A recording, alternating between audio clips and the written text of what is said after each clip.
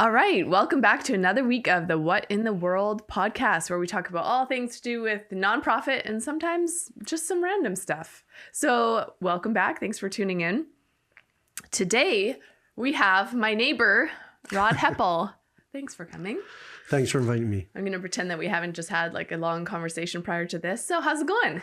Excellent. Good. I'm enjoying life, and the weather is beautiful. And this time of year in British Columbia, you got to get out when the sun comes out. It's true. I saw your wife mowing the lawn yesterday. How embarrassing is that for you? I was rototilling the garden. Oh, okay. So fair. that's my defense. I'm totally kidding. She's an all-star. Okay, so Rod is the pastor at Stars Fellowship Baptist. Yep. And his church recently went to Bolivia with Hungry for Life.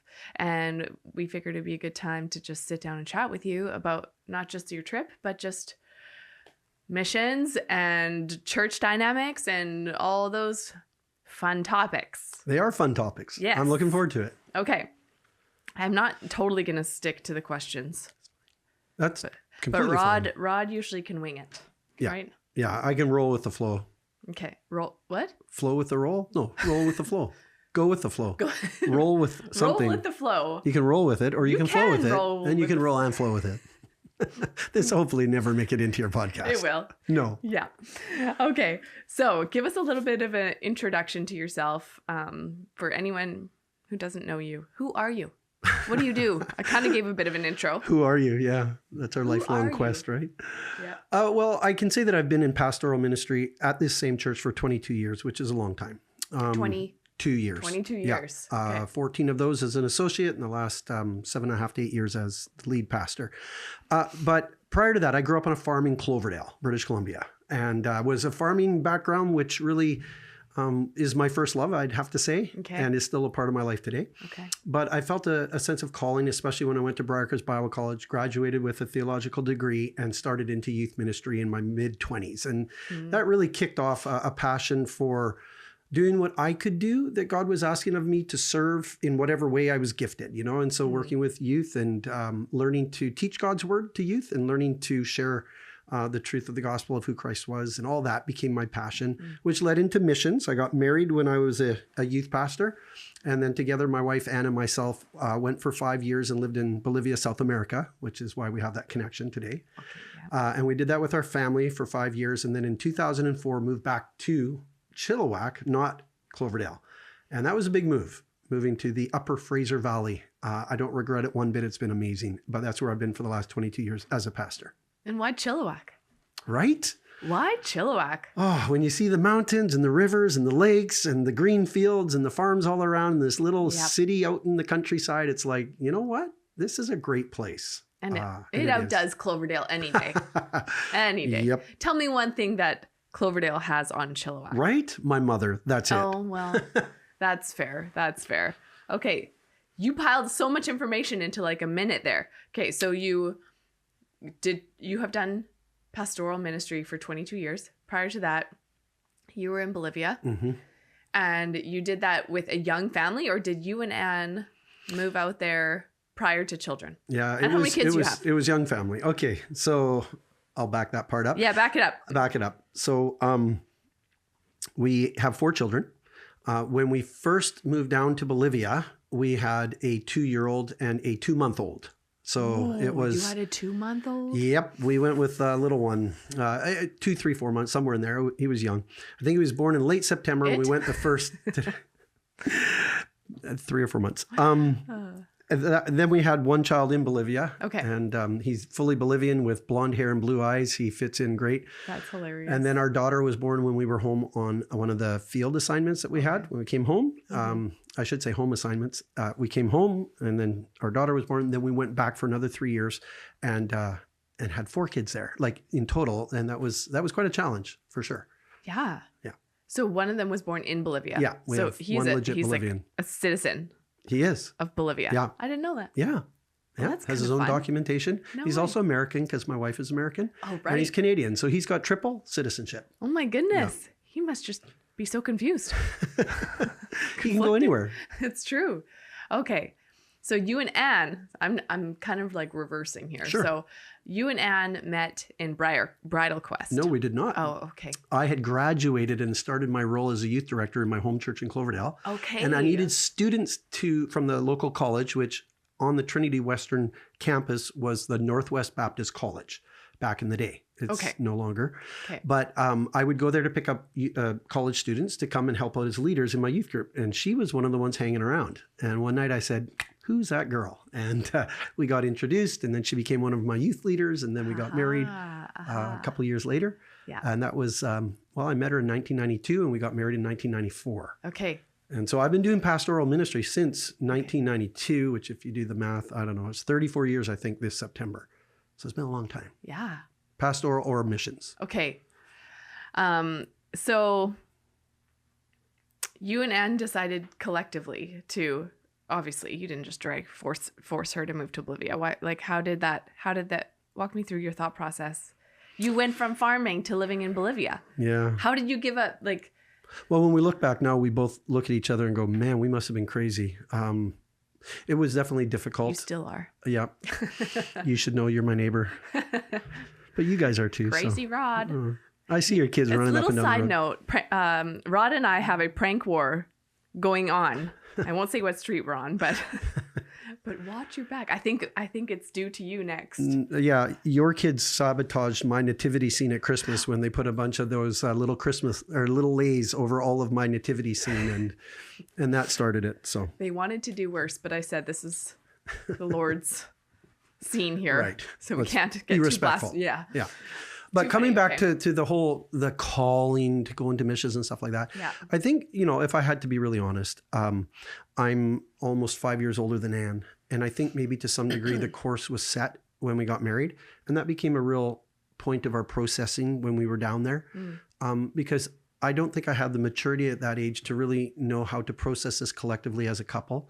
And I think she was still young and was trying to figure out, well, how does this all work? And it was hard. Those were 5 really hard years. They were also 5 very good years. But the hard part was, I think for her, it felt like a life sentence because there was no dialogue around what this looked like or what the plan was. Okay. It was just sign up and go. But no one's really helping you think that through or to be aware of the landmines that can really disrupt your marriage, your family, and your ministry. And so I think that we had to process that together. And then there came a point with our mission that they were making a really strong move in direction from the general kinds of ministries that we were doing, which for me was in the area of youth ministry. And they wanted to go squarely into church planting. And at that point, they were asking us to learn another language, to move to another country. And we were like, no. And so then when we could do pastoral ministry in Canada, and in an area that was really in my gifting, it seemed to be just a good fit, and it was good for our family in a lot of ways. We'd moved 10 times in like 7 years or something like that. And so it was a lot of moving around, and it was nice to have some stability, sink some roots. Yeah, no, that's a long time. Yeah. Or sorry, many times. That's 10 times. And then how did you land at Sardis Fellowship Baptist? It's interesting because that was a process too, where I had other churches that were looking for pastors, including my home church. But every time I was hanging up the phone from one of the other ones, I just didn't have a peace. I actually said to my wife at one point, I just feel like the back of my neck is burning. And she's like, well, what's that about? And I said, I don't know. It's just like something's just not sitting right. And she's like, well, then why don't you take that as an indicator that maybe you should continue to explore this other option in Chilliwack? And at this point, say no to those ones until you see the process through. Cool. And as we took that step, I know, such wise advice. Words. Why didn't I just ask her sooner, right?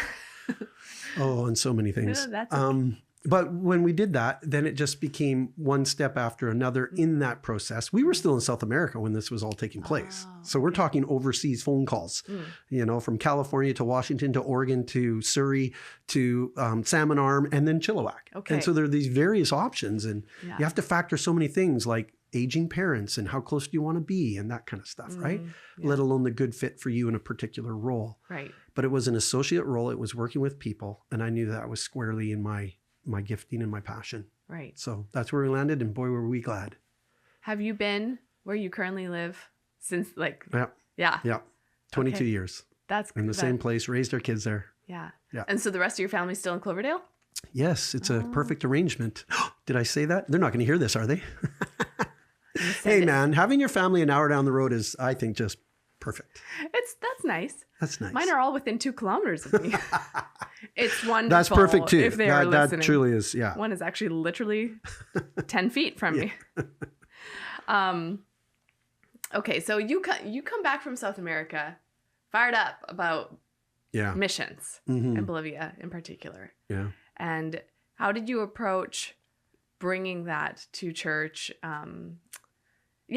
Talk me through a little bit about the balance of integrating that into your new job. Was it at the forefront of your mind? Were you like, we have to push this, or we're going to let that be for a little bit? That was a different season. What did that look like for you? Well, it's interesting you should ask. I'll tell you, coming home was hard on a reverse sense. I think I had bought into a vision and a passion that was mine, not ours. And I think that there was a transition for me of realizing that that wasn't going to be our future. And it was actually hard just to transition back into life in Canada.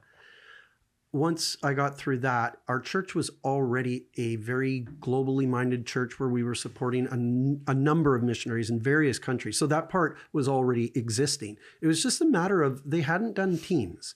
Okay. Short-term missions wasn't really a thing, but missionaries and supporting was. And so for me, I think coming back, I had to do the primary aspects of my role. But whenever you have a person who has a passion or a gifting, it can lead you into specific things like leading teams. And I was the person in our church that was able to then get teams happening. And not right away, but like 3 years after I got there, we did our first team, and it was to Bolivia. It was? Yeah. Okay. I was wondering if it was Haiti team. or... No, it was first Bolivia, and this is way back 2007 or 6. Okay. 2006, I think it was. So maybe only a couple of years after I'd been there. And then we did more localized ones, whether it was to inner city LA, those kinds of trips. We did the east end of Vancouver a few times because we had a sister church that was doing the work. Okay. You know, kind of a mission church in the east end of Vancouver. And so in the summer months, we'd send a team to go and support that work.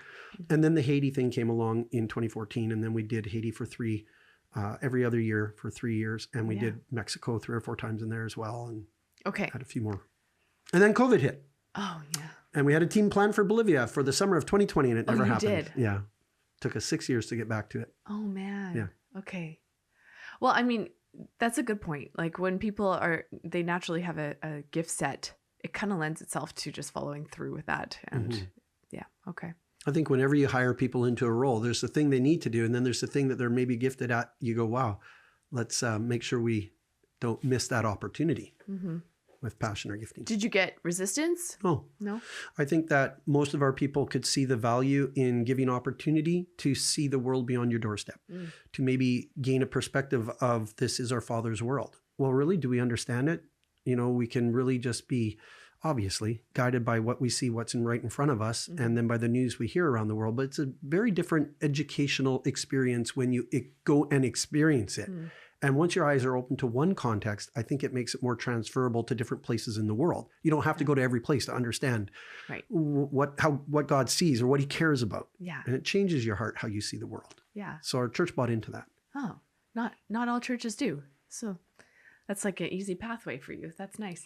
It's like, I grew up in a more traditional MB church, and we had the bulletin board with the missionaries just kind of slapped on there. And, no, we did do Mexico, but like it wasn't necessarily a thing. And I think now that I work here, I'm like, why wouldn't you go? Like, but well, sometimes it's the cost, right? Okay, so if you take a team and you go, it's going to cost how much? Well, you could take that money. Well, here's the thing. If you're not doing it, you're not taking any money.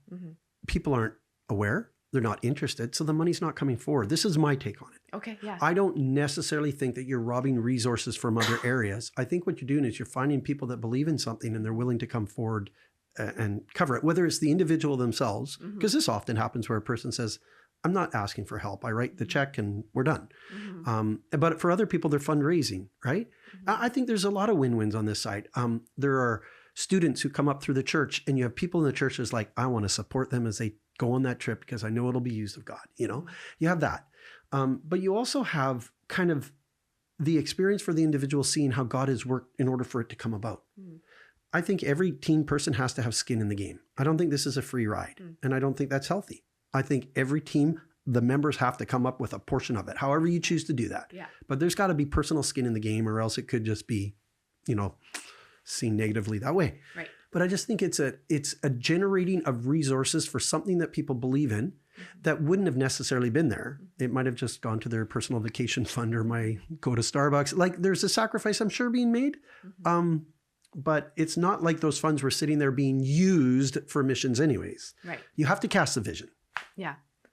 So what's the value? You kind of touch on it, but like clear cut here. What's your take on the value of sending people versus sending money? The age-old question. It's both and. Yeah. I remember this, the KP Johanan book years ago, which was all about just send us your money, not your missionaries. And the problem was it worked for a little bit until there was more money than they could actually hold their people they were supporting in ministry accountable for. They couldn't manage well because there was so much money. So now they had all these people going out to be the local pastors. But the problem was they didn't have enough managing people to make sure monies weren't being used for different reasons. Sure. And then there became this breakdown of the system. So it's never just to send your money. I think it is a both and situation. I honestly think that people don't get excited about just sending their money if there's not a connection. And so I think you work your connections. And often those connections are through the people that you know or trust versus, I don't know, there's someone on paper and they're leading a ministry out there. Right. Right? Like you need this connection. When you were in Bolivia, did you have teams come and visit you? Yes, we did. And how? About 4 of give them. me the unedited version of your take on the teams that came. Were they good, bad, ugly, amazing? There were some that were better than others. Every one of the teams accomplished something and there was good. Okay. There was never a disaster to the point where, why did you ever bother coming down here? So none of that worst case scenario, but I would say that there were some that were better than others. And it really depends on a few things. It depends on who they are as individuals and their character and whether they've come to serve or not. The other thing is, what are they equipped to do? Is there any preparation that we can take and translate into something? And that can look different. So I had one guy bring down a basketball team, high school basketball team. Well, you could take a basketball team and go into any school you wanted, right? You could utilize that, even though they weren't necessarily the most mature kids. But you could use what they had by way of their unique skill. Other teams have been people that have come down and they're gifted with like kids programming, right? And you can translate things to ideas that you're bringing that now the national people can use in their ministries. And you're also being able to put on a very fun retreat weekend, a camp, or a program of some type because you've got something. Could be music, could be drama, right? But you're coming with something. So that, I think, is what really helps on the receiving end is the team bringing me something, and do they have enough maturity or character that you're not just, oh my goodness sakes, putting out interpersonal relationship problems on the team, right? And it becomes pointless. Right. I would say that on the receiving end, most often it gave us an opportunity we didn't normally otherwise have. Okay. With the team coming, it gives you a platform. It gives you, like we went to the university, secular university, and said, we have this amazing team that's come from Canada and they do this musical drama thing. It's called Drime. I remember You remember Drime. Drime? And you know what? They were like, oh, okay, we'll let you, sure, fine, And as soon as we did it and the students loved it, right? Then and all of a sudden the prof was like, well, do another one, So those kinds of things where it gives you unique opportunities when you're on the field to visit a community, to get into a school, to offer something. Okay. And it opens it up. What we ended up with the high school basketball team is there was a professional men's basketball team in the city of Santa Cruz, Bolivia. And they said, we want to do a tournament. And that's fine, except these kids are 16, 17 years old, and they're playing against grown men who represent the national teams in Argentina, in Bolivia, in Brazil, in all the countries. Yeah. I mean, it was a crazy good experience, but also like, wow, who would have ever thought that could have happened? Okay, because my next question was like, it sets you up, it gives you a platform to do things you couldn't otherwise do. But how is it received by the locals? They love it. I mean, it depends on the country, right? So I can only speak to the Bolivian context and probably the Mexico context. Okay. But it was seen positively because North America is looked up to, right? Because they see NBA basketball, let's say, right? So you're coming in with a basketball team and right away, they're excited. Yeah. They play basketball, believe it or not, even though these countries are usually only known for their soccer. But all these other sports are looked up to because they see it on TV. Right. They see all those professional sports and they know that it's the NBA and they know that it's the NHL and they know that it's the NFL. Yeah. They know this. Yeah. And so it's like kind of bizarre, but with our modern day technology, they're following these sports just like they're following soccer as well. So, okay, that's a very specific area. More generally speaking, I would say that if you come down and you're there to serve, these people are looking for a connection. They want to know why you're in their country. Usually they're very polite. They're curious. Why did you come? And that opens up a door of sharing as well, a door of opportunity to share why you're there. And it's always coming back to Jesus. I just had a squirrely thought. If somebody were to send a missions team to us, what do you think their ministry would be? Prayer. Let's teach the Canadian church how to pray. That's a good answer. They seem to think sleeping is better. And I'm as guilty as the next person. But I honestly think if you had a team from Africa come to Canada, it would be a 3-hour prayer worship service. Well, let's put it out there. Anyone want to come minister here?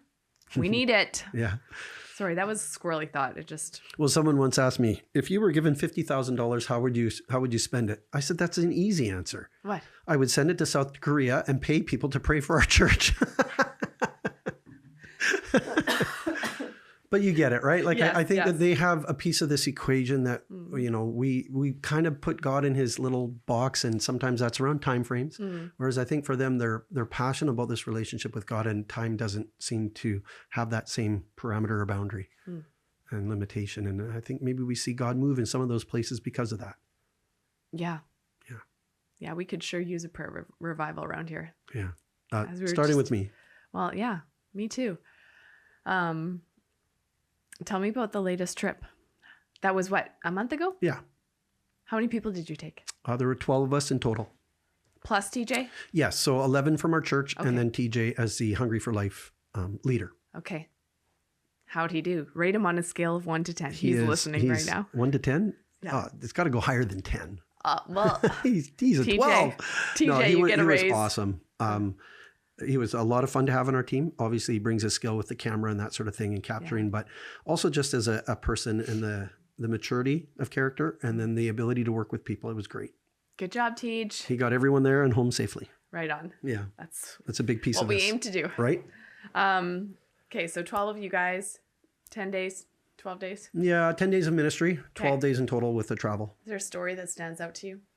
Yeah, well, it happened right at the end of the trip. Okay. So there's many, right? But on the last day, the husband and wife that were the primary ministry leaders, the husband gathered the team together, and he said, and he's speaking Spanish, so he's being translated to our team. But he said, you know, we have teams come, and we love having teams come. But sometimes some teams come and there's a whole lot of taking and not much giving. He says, you guys came and you came to serve. And he said, we feel recharged. Those his exact words. And my hair went up on the back of my neck and I started to get tears in my eyes, because as a pastor who's leading this, that checks the biggest box that I think I have to check, is that our ministry partner would say, we feel recharged. Yeah. And I was just like, that's because this team came to serve. So I don't know if there's another story I could tell, but as I think about all the ways in which the team was willing to do whatever we were asked to do, and they did it with a good and cheerful spirit, that was the end result of him saying, we feel recharged. That's amazing. It was awesome. I bet I know why. Because you gave them ice cream every night. You weren't supposed to know that. TJ, that was an in-house secret. Totally ratted you out with it. No, that's pretty incredible. That's the goal. Like, right? Yeah. Yeah. Yeah. How did you foster that prior to, like, or was it just the people on the team were just kind of... I think I would put it mostly in that category, that the people that signed up to come on this team, they were already primed to serve. I didn't know that because I think I knew it for 75% of our team members, but for 25, I didn't know them that well, and I didn't know how it was going to be. And we had 3 teenagers on the team, and with that, you're not quite sure, you know, how ready they are for that kind of a thing. So I think a lot of it was just what God had done in their lives to prepare them to be on a team like this. But then there was a lot of intentional goodwill around that circle to make sure that we were encouraging each other and positive on, yep, we're going to do that. Divide and conquer. Okay, we'll take this, you take that, all that kind of good stuff. Yeah. No one kind of lamenting or, again, really that, none of that. Everyone came with their servant heart. Yeah. Yeah. And I don't know that we did much to instill that. I think we were recipients of people that were ready to serve. And coming back, have you guys had team meetings or like debriefs? Or... Yeah, we reported back to our church congregation about 2.5 weeks after the team got home, maybe 3 weeks. What does that do to your church? Oh, it comes full circle. Yeah. So they were there on the front end. They were helping to raise the monies. Like when I say raise the monies, most of the monies raised was for a project that we gave a gift. Right. And it was about $50,000 and we were aiming for 25. Wow. So it was amazing, right? Yeah. So heavily invested, the congregation, they wanted to hear. And I think, what did it do for our congregation? It made them feel like they were a part of something that they want to be a part of again. Because they heard the stories from the team members, not from the pastor, not from the pastor's wife. We had the team members share. Yeah. And when the other person out there who identifies with the person up there speaking, who's not the one who regularly speaks, right? They go, well, if they can go, maybe I should go. Yeah. I hear that story. I want to be a part of that. And, you know, my messaging is we have a very good ministry partner. Let's keep investing in that ministry partner, because when we do what we do to give them a gift of 50,000, it doesn't end there. They know the other ministry partners within their country that they work with, that now, because they have resources and they manage them well, they're now able to bless those other ones that don't have as many. Yeah. We would never know all those little small ones, right? I'm talking like someone's backyard and a bit of a house area that's been turned into a care home for people who have severe disabilities, because someone had a passion to care for people that were basically just left, right? And so they start this home, and there's 15 to 20 men that are living in this home, but they have no resources. They don't have an American church that's funding money, but the ministry partner we have makes sure that they get the new roof on top of their leaky lean-to where people sleep under, right? Yeah. And so for me, it was like our church feels like we're supporting a good organization down there that then has a trickle-down impact, right? A bigger impact. I like that. I like hearing the stories. I don't often get to hear the stories. Yeah. I'm just in the background doing some graphic design. That's part of the story. It's part of the communication. Yeah, you bet. TJ's like, you don't do graphic design. She's selling herself here. Okay. Oh, I have 2 questions left. One is going to kind of derail us a little bit, but I will ask it because I want to know your answer. How do you, as a church, balance local and international missions? It's a great question. First of all, I think you should be doing both. I don't know why it has to be just one or the other, but every church has their calling and their focus. So I'm not going to speak about that. But for us, I would say that I have struggled. We have what we call, it's our missions grid. And so it's local and global missions. Okay. We break it down into 4 quadrants. So it's hard to figure out, well, how do you put them into these categories? But we say these ones are closest to our heart, but then you have to, well, why? You know, is it around a personal connection that they're closest to your heart? Is it around a long-term that you have, you know, had them in your wheelhouse serving, or what is it? It's hard to be objective because sometimes, that's exactly what it is. But what we've done in the grid is we've done tier 1, tier 2, global missions and local missions, so that we give, it's a way of figuring out how do we, because you can't talk about you've got all these partnerships, right? Yeah. And I know that lots would say, well, you got to reduce your partnerships. But I would also say that that's hard to do too, you know? So what I'm trying to say by all of this is that I think you should have both. And I think that you can give more airtime to the ones that you prioritize based on whatever your system of values are around why you would prioritize them. But to give them more, maybe it's passing out information around what they're doing, or speaking about them in a church service, bringing them into, you know, share about their ministry, praying for them, all those kinds of things. Well, why them and not them? Well, these are our tier 1 ministries. Those ones we also take care of. You know, they might get an annual gift, or from time to time we promote their golf tournament they do. But these are the ones that we're really focusing on because we can't do everything. Yeah. So you have to choose. I know. So too bad. And every cause is a great cause. Totally. Right? And you have a congregation who are filled with different passions. Yeah. And so that's hard to navigate too. But at that point, like, I actually really like your system. That's good. And it's you got to leave room for the Holy Spirit to just lead and direct that too. And yeah. And there's some changes that take place. I would say too, you have to be careful of donor saturation, but also information saturation. People can go, oh, you were just talking about helping this part of the world. Now we're helping this part of the world. Now there's a local need. And it's just like every week is just another need and they feel overwhelmed. Right. So there's some kind of balance around that too.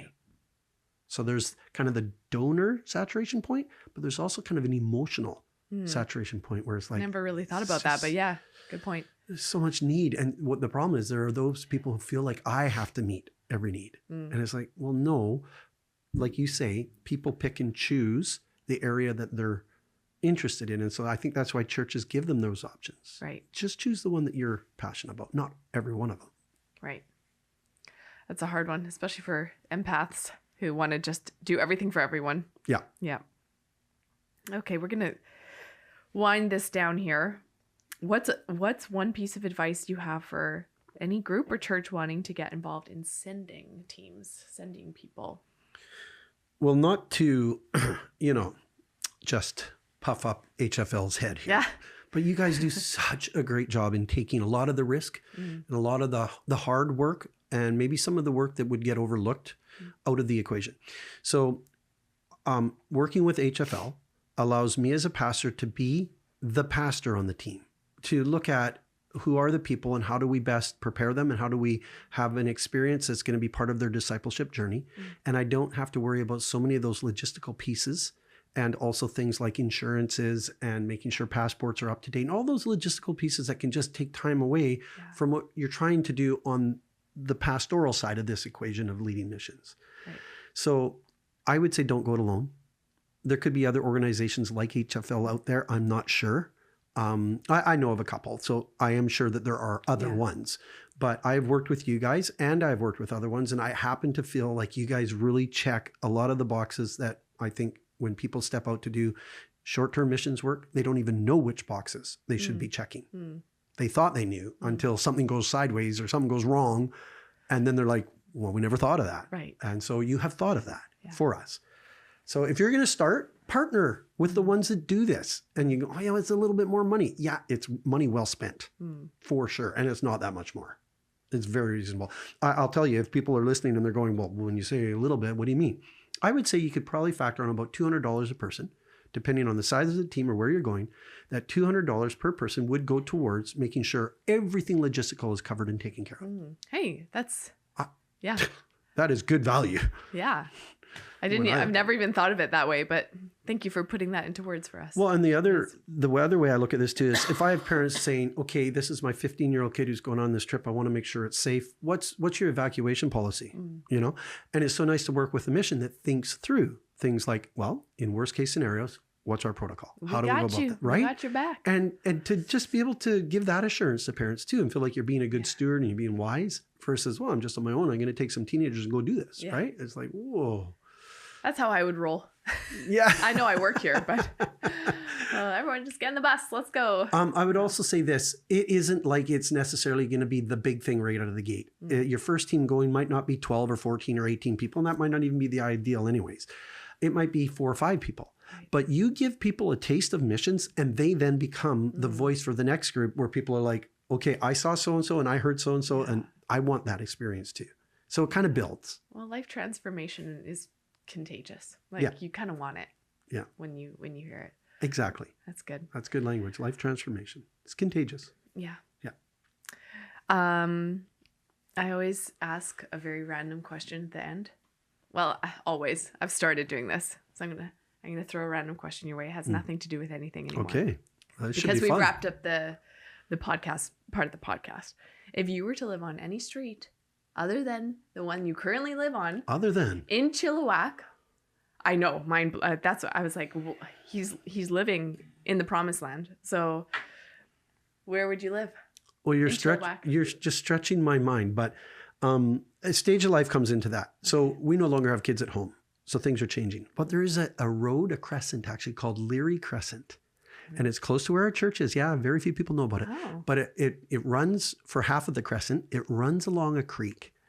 And some of those homes have the most amazing backyards you could ever imagine. Oh, it's a hidden treasure. And not people anymore. that I know, right? It's out there now. Leary Crescent. I don't know. I'll just choose that one. I'm going to go for a drive-by. I mean, you would never want to move. It's off the Wells Road. From where you currently are. No. I love where I live and I'm not planning to move. Yeah. But there's one. It's a little gem out there. Yeah, good. Good to know. Hey, thanks so much for taking time out of your busy pastor day. And you're welcome. Thank you for having me. Yes. And that's all we got. So thanks. Well, thank you. And thanks for being a good neighbor, even though your kids sabotage my nativity scene. I wash my hands of that. Okay, have a good one, everyone. Thanks. At Hungry for Life, we envision thriving global communities. That means right here in Chilliwack and across the world. HFL partners local churches and groups with international leaders around the world. And through this, we hope to create lasting change. We have a 100% model, which means people like you support staff like me, Jane, while having 100% of project funds reach the field. Don't know where to start with serving here or overseas? Check out our website at hungryforlife.org. Follow our social media or listen to more episodes of this podcast.